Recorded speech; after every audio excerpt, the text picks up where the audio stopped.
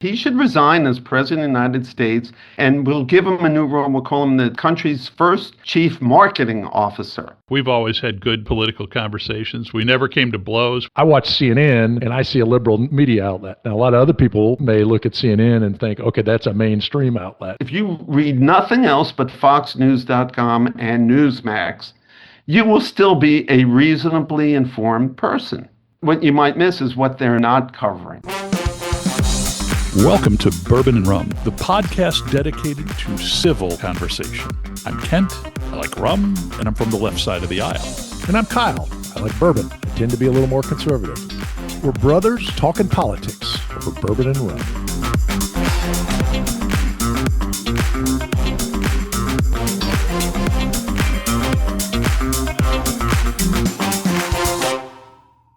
What are you drinking?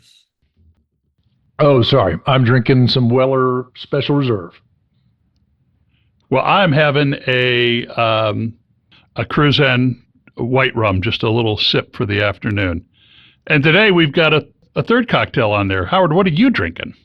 I am drinking Woodford Reserve bourbon, just at the bottom of the barrel, literally. And cheers to you for having me, both of you. Here's my cocktail glass, which is very special. Sapphire was Richard Nixon's speechwriter, and then he became the on-language columnist for the New York Times, where I believe he won a Pulitzer Prize.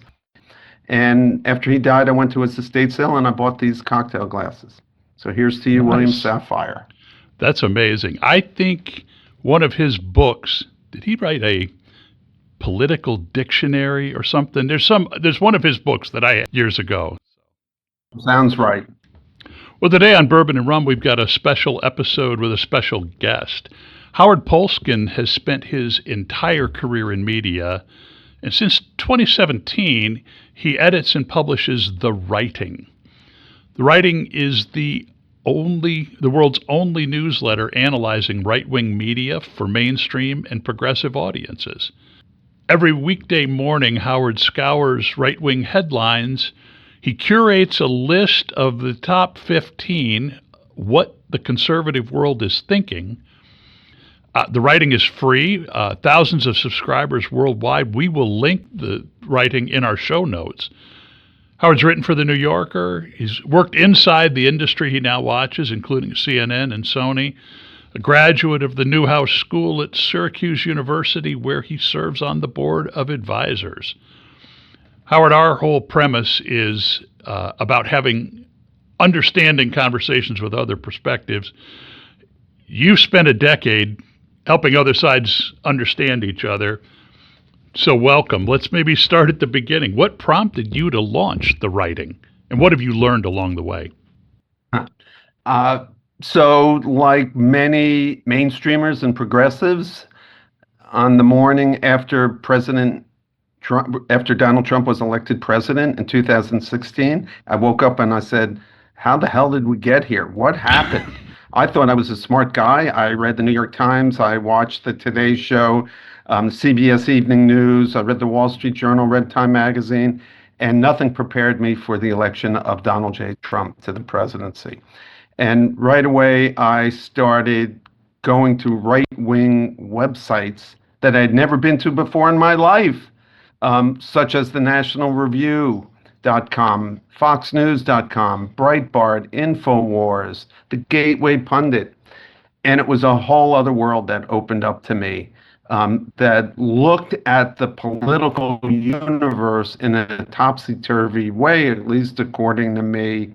And it was a real eye-opener. And after a few months of doing that, I was like, I wish someone would just collect the headlines and I could sign up for a newsletter and just receive it. And then no one was doing that. And that's when I got my idea. Did you, I guess I'd be curious, your thoughts of the other side before that point. Like, what was do you think it was a situation that, as Trump was running, did you think it was like an anomaly and, hey, this isn't going to happen? Or I guess I would just be curious, before you got into this, like, what was your exposure to those other views? I'll admit that I had an ignorant point of view on the right. I just thought anyone who doesn't see the world my way, they can't be that smart, I guess. Right. Um, Part of me thought that way.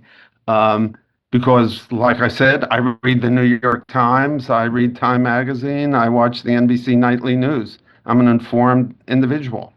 Um, so, and I immediately suspected that anything coming from the right would be suspect.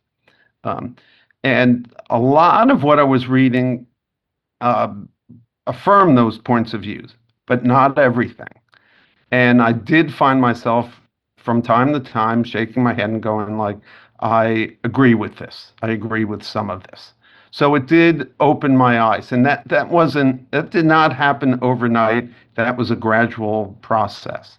And it's been, as I like to say, doing the writing, it's been a journey of discovery. Um, there's still a big part of me that thinks like, how can anyone believe any of this stuff? How can people still be all in on Donald Trump? Um, I don't think any of this has necessarily altered how I'll vote, but it has altered the way I think. Hmm. Do you think, like, what do you think led to that? I got to believe a piece of it is like your geographic location too. I mean, you're in New York City, you are Yeah, in the media world, so I would think like most of the people you're dealing with, there's not many mega hats walking around in the Upper East Side of Manhattan, I'm assuming. yep. Yes, it certainly has a lot to do with geography. Um, who I am, who my friends are, who's in my social circle, who's in my business circles, my professional circles. It certainly is like that. Although I must say, um, you can find me every weekend from May until the middle of October fishing along the Jones Beach Inlet. And I Mm. assure you, I am probably the only fisherman who's reading the Washington Post when the fish aren't biting along the shores of that inlet. There's a lot of American flags. It is very MAGA. And I must say, when I'm fishing, those my fellow fishermen are my brothers.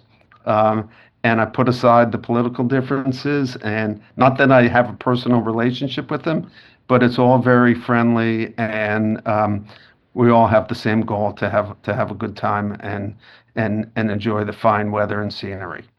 That's awesome. You know, that is something we often talk about. Um, you know, and it's probably even exacerbated by social media, but the feeds, like everybody's feeds are so much different. And I don't know, that really struck me as I was reading your website. If I'm looking at the Facebook feeds of many of the people you talk to, or, and maybe people aren't using Facebook, but however they get their media is coming through a filter. And it seems like social media is even, and I'm curious your thoughts on the changes in big media. It used to be we sit there in front of the NBC Evening News and get their media, but now a lot of people are getting their media through a lot of other sources, and those channels are easier to manipulate.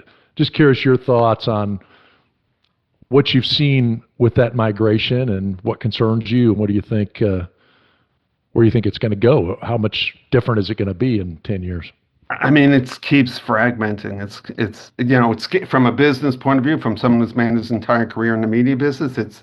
It's scary how fragmented the media business has become, um, and both in terms of the loss of jobs and also as a uh, the big media companies, whatever is right or wrong with them, at least you could say there's filters there, there's professionals there trying to adhere to a set of standards. Um, as it becomes more broken down and more different avenues and platforms to reach people, those same guardrails do not exist. So, and we've seen the effects of that. There's so much disinformation and misinformation out there that didn't exist a decade ago. Howard, we maybe skip past it a little bit. I'm interested first in your definition of right-wing media, because it seems to me there's a continuum there that runs maybe from the Wall Street Journal's editorial board to InfoWars and beyond. When you're looking at these sources, how do you define that positioning? That was when I decided that I was going to go ahead and do the writing. That was the biggest question that I faced. Like, how do you define what's right-wing media? And surprisingly, it was pretty easy. First of all, you Google it, and there's a lot of places that have lists of places, and very quickly it looked like there were about like a good solid core of 40 outlets that could reasonably defined as right-wing media. And when you get into, I did debate like the New York Post, is that right-wing media or not? Sure. And it's editorial slant. It's kind of on the line, but it's definitely right-wing media, especially the editorial pages, and because it's so beloved by Donald J. Trump. That is probably his favorite newspaper. The Wall Street Journal, the editorial pages are famously right-wing, so that I put that in the right-wing bucket. It would be much harder to say what's a progressive outlet. So you would say, is the New York Times progressive? Is that mainstream?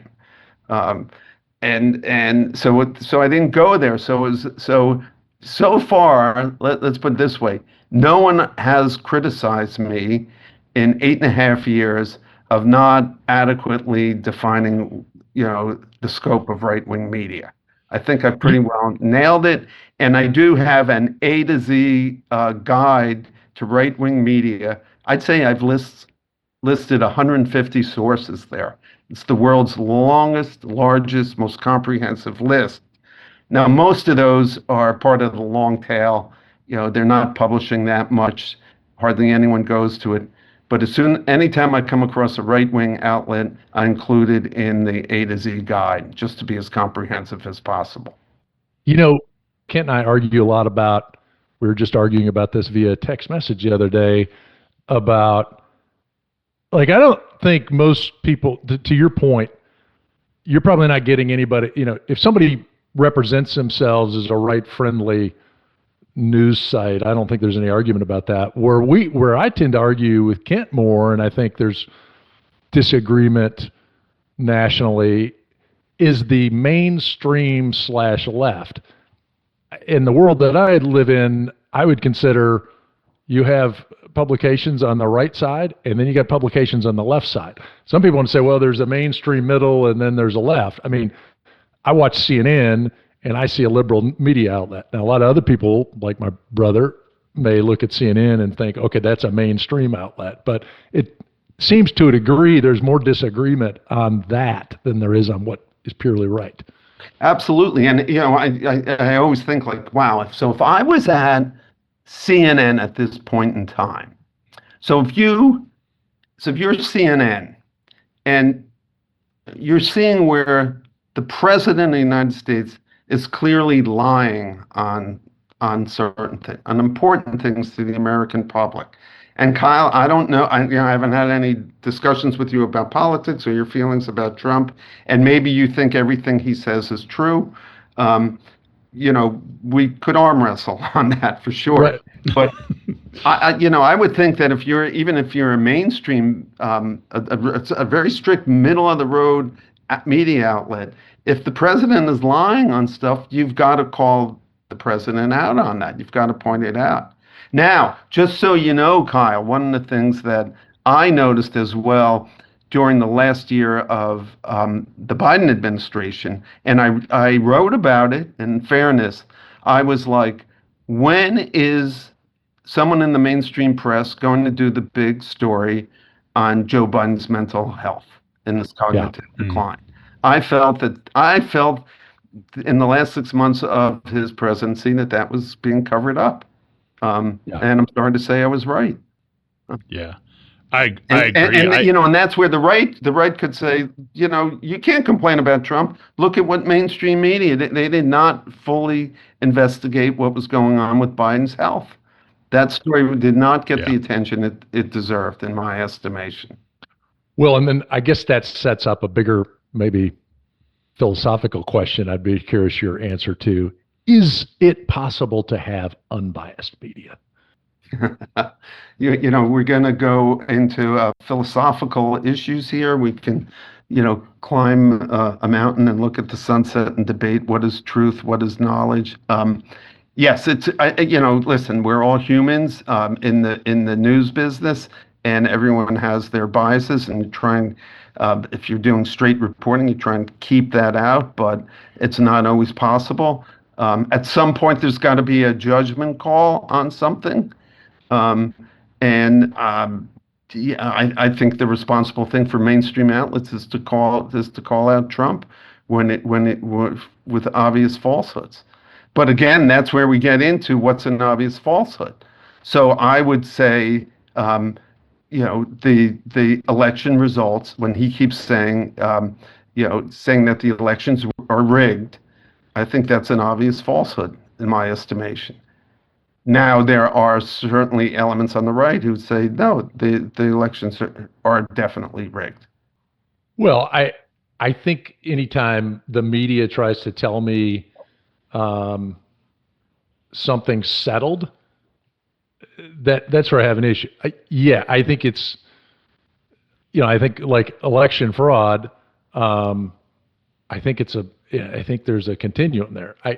I don't like the fact Trump keeps bringing it up, but at the same time, I don't think you know the media necessarily can say definitively there's zero election fraud. I think a more honest answer would be, yeah, there probably is election fraud, but he won the presidency. Like it was to me, it was a situation of, you know, the referees didn't cost you the game. The referees cost you 2 points in a 100-point game.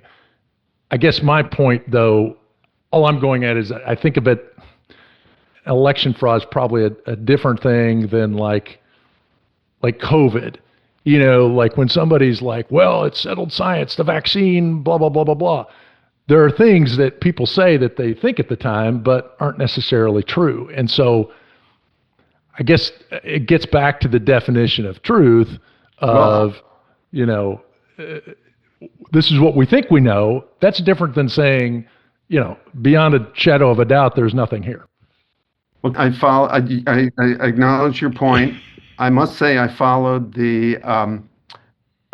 how everything Trump was saying leading in the weeks prior to COVID becoming a full-blown international crisis, beginning in February of 2020, through those first awful months. And I think Trump's position was disgraceful and probably led to people dying unnecessarily, not preparing the country adequately enough for the crisis that we were facing because he didn't want to damage the economy. He called my beautiful economy. He said in March of 2020 that, there's going to be a beautiful Easter. People are going to be in church. He had his Vice President Mike Pence write an op-ed in the Wall Street Journal in June of 2020 saying the pandemic is over. So people let their guard down and people died.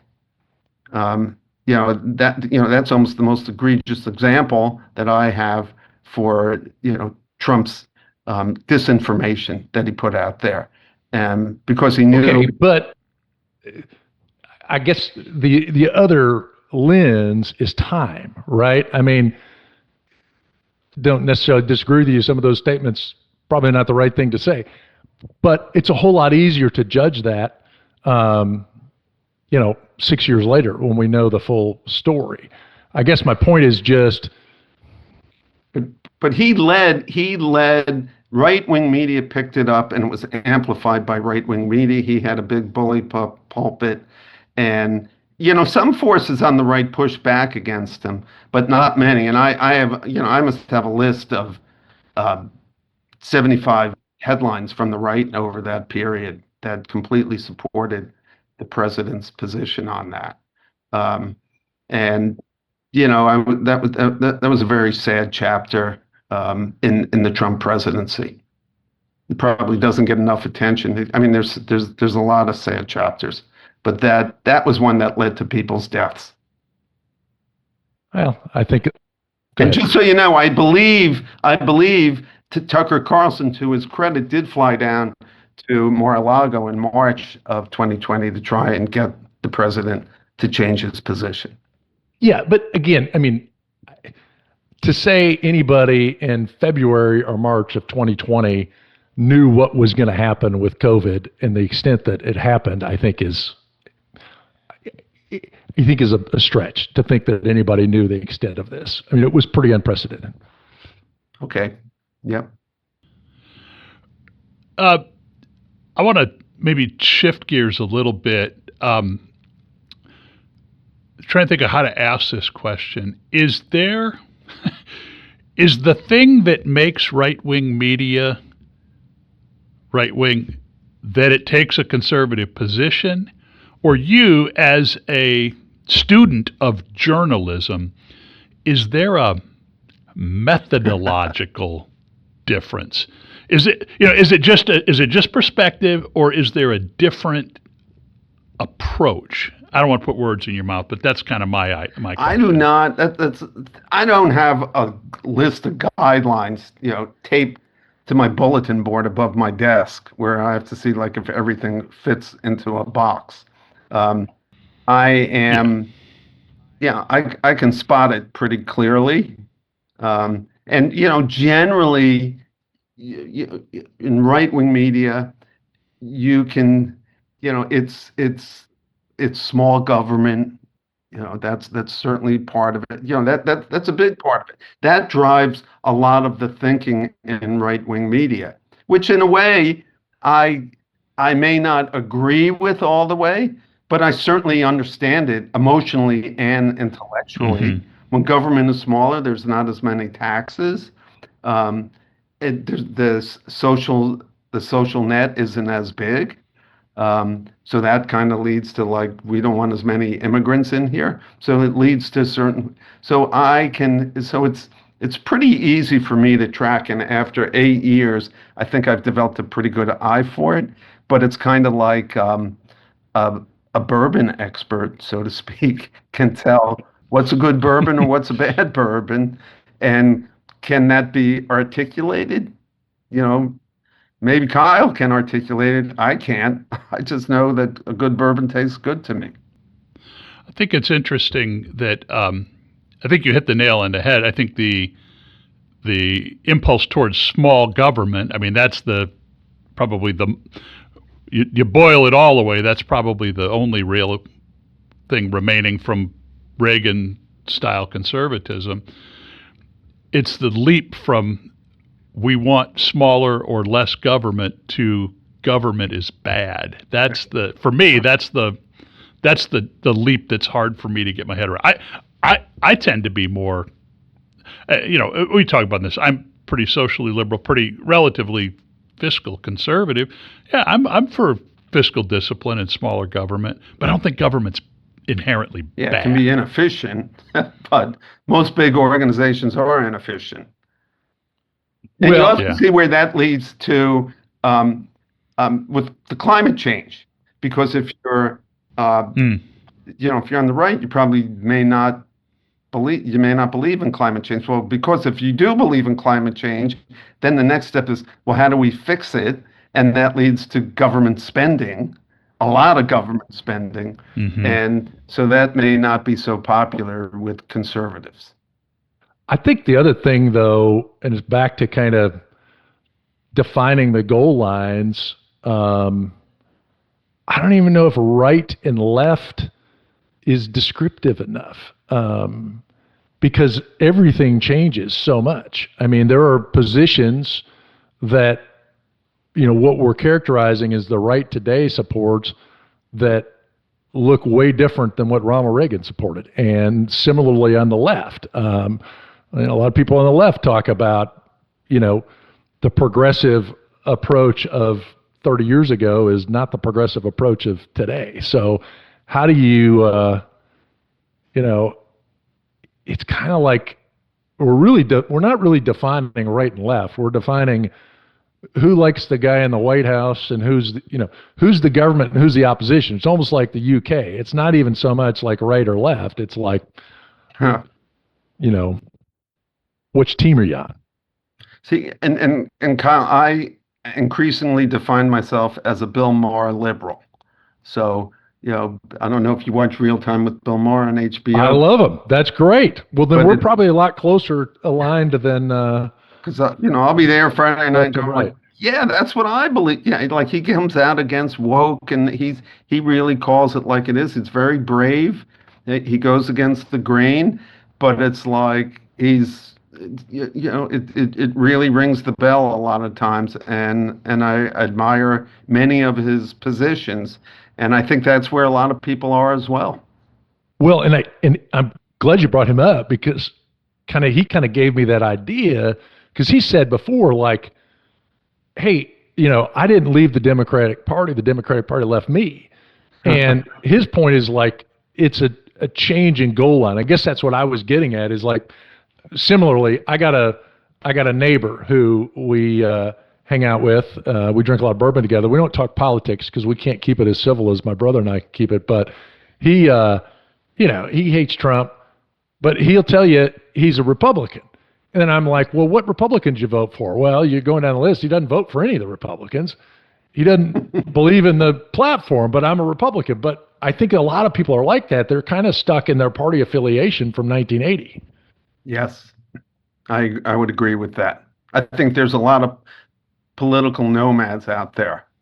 Yeah. And I don't think, regardless of your Trump opinions, I think Trump has just muddied the waters because he picks and chooses issues that cross both sides. And so you have a consortium of people that is not along the traditional lines. Exactly. Agreed. And I guess the question for the Democrats is who do you have to play that game, from what you're seeing? And you talk to your liberal friends, and to me, your role is like showing your liberal friends, hey, this is like news from the enemy. I'm not saying they're the enemy, but like, hey, this is what half the country's thinking. The next question is, what are you doing about it?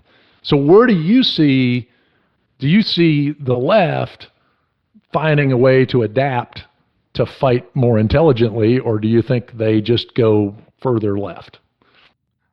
I think most people that I know are paralyzed.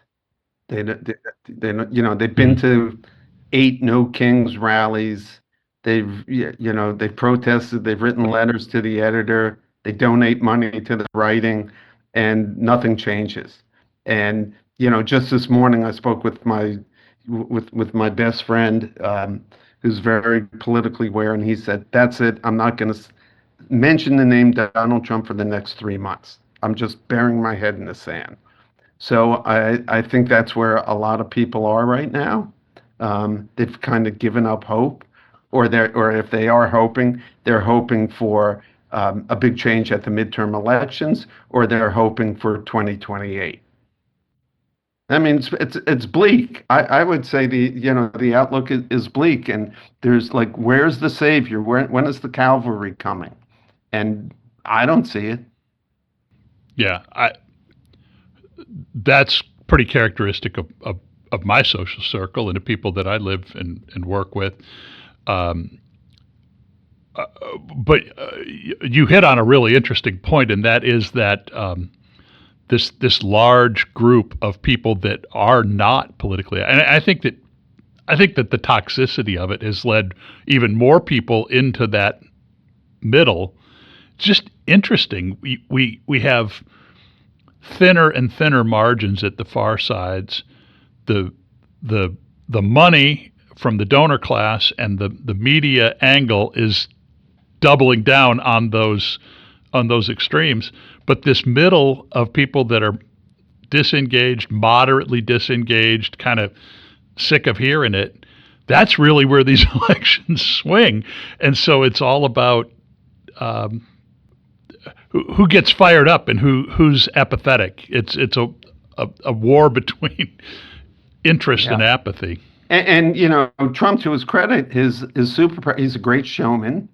He's I always say, I joke, I said he should resign as president of the United States, and we'll give him a new role. We'll call him the country's first chief marketing officer. He's great with a jingle and a phrase, and the way he packages information and makes it simple and easy to digest. And his rallies are so entertaining. I said in 2015 when he was running, I said, I'm glad he's running because he's getting people to pay attention to the political process. Never in my wildest dreams did I think that he would be elected. Yeah. Well, according to James Carville, he is about to resign. I don't know if you saw that. And James Carville is the same James Carville who guaranteed that Kamala Harris was going to win in November of 2024. That's right. So you've got your finger on this pulse. I think that you're well embedded in the conventional side, but you watch the right wing. Are we in a status quo? Are things moving? Is your perception that it's getting more pointed? Is there apathy? I wonder about how is the Iran war been covered in the sources that you monitor? It has been divided. And that is a change over the past 8 years that I've been doing this. So I haven't seen such division. And I think part of what's driving some of that division is that the impact on the economy and the prices that everyday Americans pay for everything from gas to food and basics. And that has a big impact. I do think that, my darkest nights, and that, when I wake up in the middle of the night in a cold sweat, I feel that we may not have the midterms, or if we do, Trump will call the results invalid if it's not the result he wants, or martial law will be declared. Something bad is going to happen. I think the mistake that mainstreamers have made with Donald Trump for the last 8 years is that we always think he's not going to go there, and he does go there. And this is the final barrier for him to go. So that's my deepest, darkest fear. And that will obviously animate the population.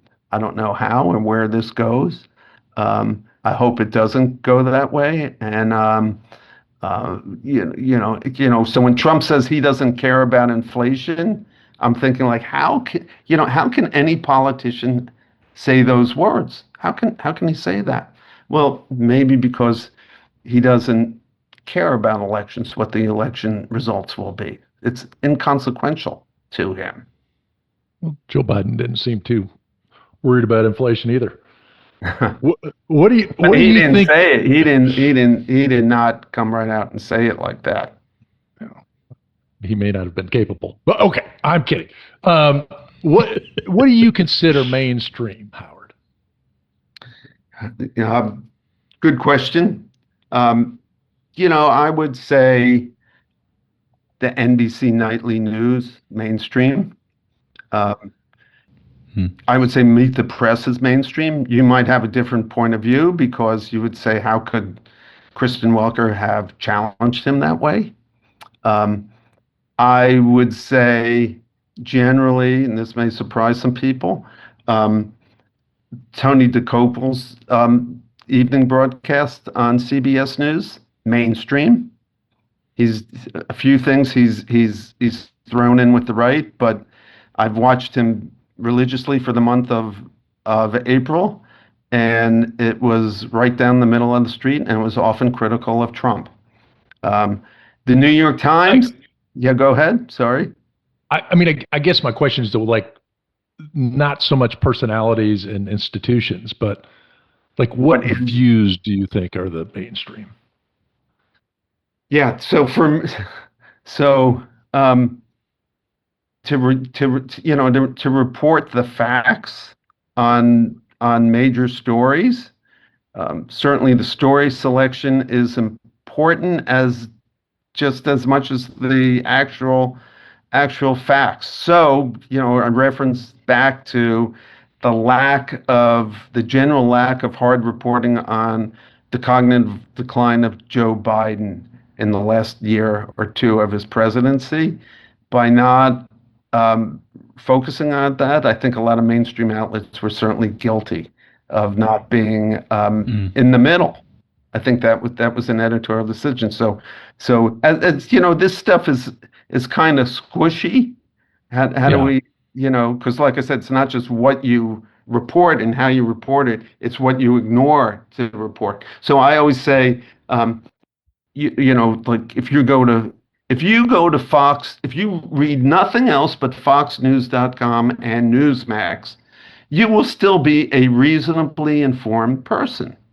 Um, what's missing is, what you might miss is what they're not covering. But, Yeah. they do a pretty good job of covering the world. You will be an informed person. Yeah. I think that's a really interesting point. It's the omission that's the problem. It's not, in other words, to paraphrase, it wouldn't be a left wing move to hold Trump hard accountable in an interview. It's not holding Biden the Right, same way that right, betrays right, bias. right. Yeah. But it's, I don't know. The other problem is it's just so sticky when you start talking about political matters. We've laughed about before, like, people get there's so much dander that goes up and so much emotion that goes into something political, but like there's other I used to always watch CNN whenever I generally think it's a political show now, but if there's a hurricane, I prefer CNN because I think they do a good job of covering the hurricane and the guys out there watching the weather. And it's like, if I'm watching a hurricane, they're not pissing me off. I'm just watching the weather. But when these particular people start talking about politics, it just It's brings on an different. emotional aspect. Yeah, no. I mean, listen, I think a lot of that has to go with the economics of television news, cable news. It's cheaper to have three or four Mm. talking heads at a round table than to send people out in the field. Um, it's, I haven't been at CNN. I worked there a quarter century ago, and it was an entirely different product. Um, Still know that when, big news happens, they do a great job, as well as a lot of other cable networks as well. Um, and I remember a few years ago after the Surfside condo collapse in North Miami Beach, I was having breakfast with an old friend of mine who's staunch conservative, and he was saying he doesn't trust the media. So I said, well, when the Surfside condo collapsed, where did you get your information? Like, where did you go? You go, oh, the Miami Herald. Well, yeah. So that's, again, you watch the news. Yeah, you trust you trust that news. Yeah. When a hurricane is coming to Miami, you turn on your local channel or you watch the Weather Channel or you read the Miami Right. Herald. That's the news. I said, and as you mentioned at the top of the show, I'm on the advisory board in the Newhouse School of Communications. I know what they teach students. They're not teaching students to bend the truth. Telling the truth is as the heart and soul of the communications program at the Newhouse School. Um, but I do know that cable networks in particular certainly have their lanes that they go on to get their audience. I think you know when the Obama Library opens in a few days, MS Now is going to have a live show from there. Well, it's not Fox doing it. They're really throwing in with Obama. Yeah, Nothing wrong with it, but they're really showing their colors there. And I imagine when the Trump library opens at some point, I'm sure Fox News will be there with wall-to-wall coverage as well. I think part of it is focus. Like in 1995, I used to love to watch headline news. You turn on headline news. Well, here's the top stories of the day. Here's what's going on in the weather. Here's what's going on in sports. It's like reading a newspaper. In 30 minutes, you could get completely informed of the world. Well, headline news, like, well, screw that. We're not going to cover the news. We've got Nancy Grace and we've And got great. like all these specialty shows. We're just going to talk about stuff that has nothing to do with news. And I think where the mistrust comes in is it's like, I don't know, like I travel a fair amount internationally. Well, you're international and you turn on CNN International, it's a way, or BBC International, it's a way different news, oh, there's something going on in Zimbabwe, there's something happening in Taiwan. If you turn on any American news media, it's Trump, Trump, Trump, Trump, Trump. And it's like, where the hell is the rest of the news in the world? Agreed. And I guess it's all based on ratings, right? That's why they're doing it. Obviously, they're making money. And economics, as I mentioned earlier. Yeah. Yeah. Well, Howard, I commend the work that you do. We started this. We started down this path because we found it hard to talk. We've always had good political conversations. We never came to blows. We came close on a drive from Boise, Idaho to Salt Lake one time. But, can our bond as brothers trump? No pun intended. Gosh, no pun intended. Had fun. Can it carry us when this is so polarized? And it's stretched us both, I think, having these conversations. It seems to me that the current media landscape is making it easy for people to be complacent and to retreat to their corners and not be challenged by the things that they see. I think that's true both directions. I just commend the work that you're doing. I think it's important. Thank you very much. And I commend both of you. And the fact that you can have a civil discussion and be open to listening to each other is really terrific. And that's all we really want to happen. Just to keep the lines of communication open. As like, we don't have to agree with each other all the time, but we have to somehow work together and get along with each other. Yeah. Agree. Well, and I think Rum and bourbon. yeah, booze helps for sure. But you're also, you're an exceedingly reasonable person too, and I think I do think part of the problem is the fear that it's all going to devolve into name calling and shouting, because that's what we see on TV. But I think, we talk about ratings, and I think some of that is what the media, it's good for the media to think that we're all going to hate each other and despise each other and can't have a conversation. It does seem like most people are reasonable if you could have a dialogue. Do you think that? Yes, and I'll give you a specific example on this. After about my second or third year doing the writing, I wrote a piece for the Columbia Journalism Review on right-wing media, and I got an email from the Heritage Foundation, a powerful right-wing organization in Washington. And they said, "We read your article. If you're ever in Washington, come in and say hi to us." And I said, "Turns out I'll be there in 2 weeks." So I went there, and I had a lovely hour and a half with them. I said, "I'm probably going to disagree with 99% of what you have to say politically," but they showed me around, and to this day, I'm friends with them. They invite me to their Christmas party in New York every year. I go. It's a little unsettling, but it's all good. It's all good. And if I ever like have a question, I don't understand something, if I need an email of someone in the Trump administration, they give it to me, And so I am proud to say that one or two people that I know there are my friends. That's great. What advice do you have for us as we continue this dialogue and push together? I don't know. Just curious your thoughts on how can we encourage more thoughtful dialogue among others? What we're I trying to do. think no matter what side of the fence you're on, try and look in the other side of the fence, maybe for 20, 30 minutes a week. Just that. Yeah, Just to kind of see what the other side has to say. Um, and, don't always look for your news sources just to affirm your beliefs. Try and challenge yourself a little. I think that's the most important thing to do.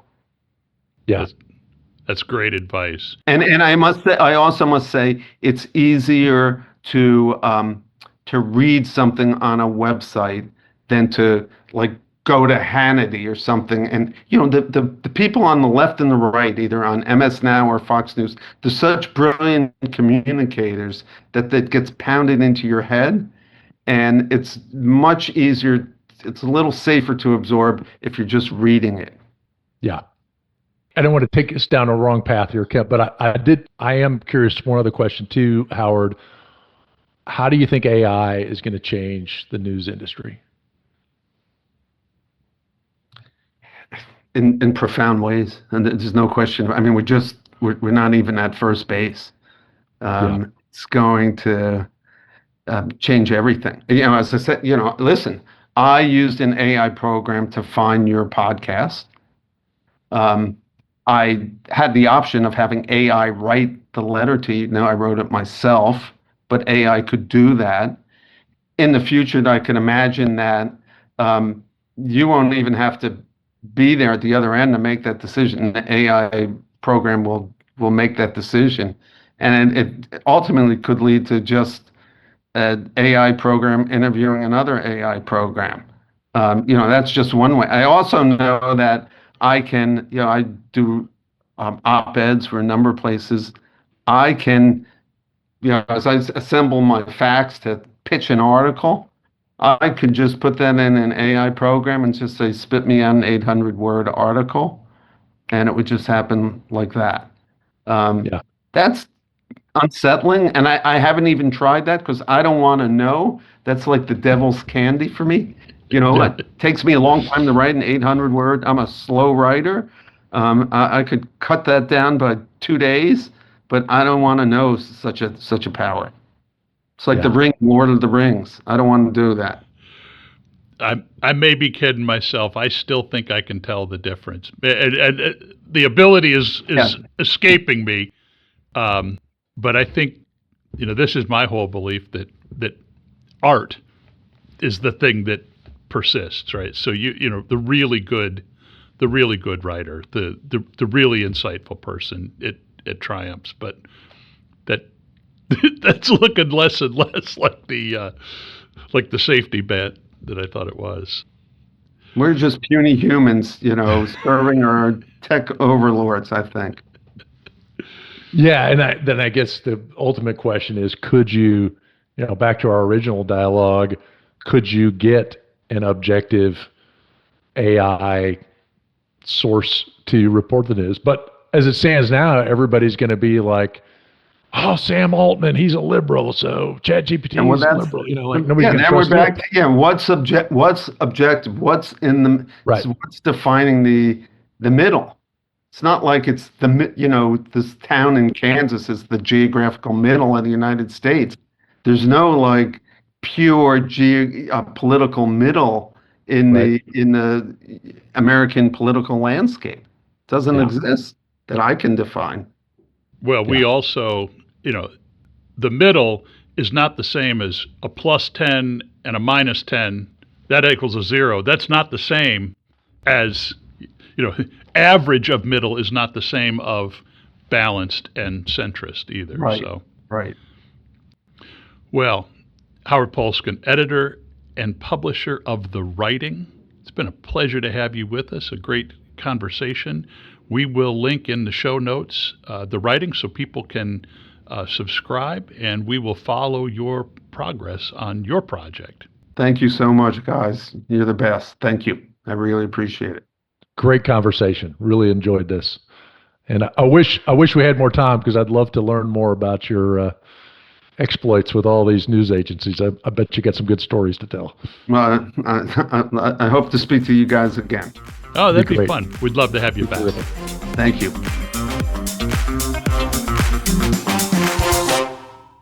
Hey, thanks for joining us on this episode of Bourbon and Rum Podcast. We hope you enjoyed it. Remember to subscribe on your favorite platform and leave us a review. Your feedback helps us keep the good spirits flowing. And we invite you to join this conversation. Follow us on our Facebook page. Let us know what you think. Let us know what you want to hear. And until next time, cheers.